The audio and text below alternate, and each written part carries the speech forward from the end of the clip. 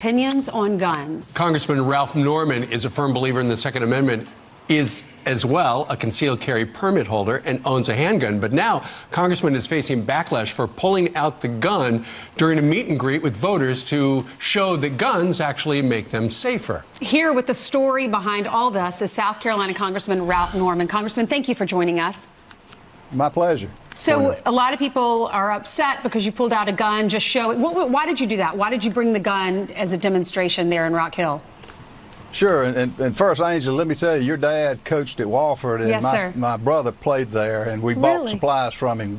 Wayne's a great guy. He is the best. Thank you so much for saying that. No, we have a coffee with the congressman that I've done since I got elected when Mick Mulvaney took the job with OMB.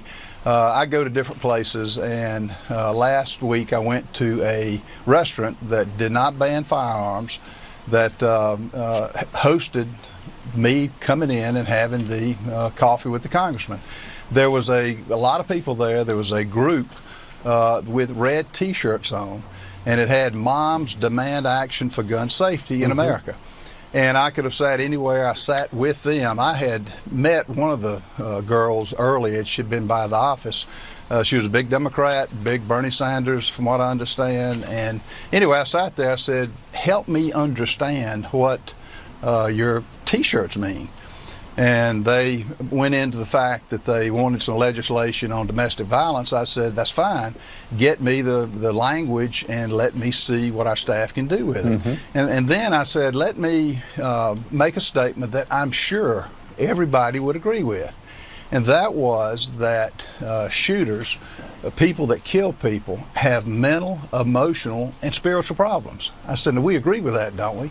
And they all sat there and didn't say anything. And I said, you know, this is a short conversation if you can't agree with that. And then I said, I'm tired of the police being demonized. I'm tired of the NRA being demonized. And I'm tired of guns in and of themselves being demonized as the problem. And John, the fellow sitting in front of me, said, Ralph, don't you carry a gun? I said, absolutely I do. And then I reached in my pocket, safely pulled out the gun and laid it in front of me.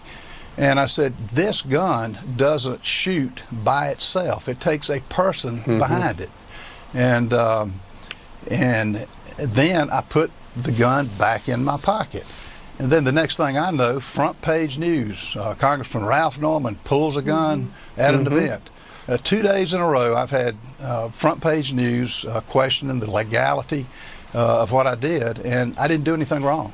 Well, there was somebody in attendance, Lori Freeman, a volunteer with one of the people in the T-shirt you were describing a little while ago. She said she felt unsafe that you did that. And Gabrielle Giffords wrote this: serving in Congress is about listening and leadership, not intimidation and showmanship. When leaders make constituents feel unsafe, they have no place in elected office. What would you like to say about that? Well, the picture that the Herald ran was Lori Freeman, who was smiling at the end of our conversation. She could have left. At no time did she say she was scared or upset. She was smiling. In fact, afterward, she wants to come by the office, or did want to come by the office. But what she did was she saw this as an opportunity to make something over not anything. And I was trying to answer the questions. The only reason I pulled the gun out or placed the gun on the table was to prove a point that the gun doesn't shoot. Congressman, by itself. if you had a do-over, would you do that again? Absolutely. I didn't do anything wrong. And you mentioned Gabby Gifford. She is a hero. She's a survivor. My point there was if somebody had a loaded handgun that could have stopped her shooting, that would have been a good thing. I believe that the only thing that stops a bad guy with a gun is a good guy with a gun.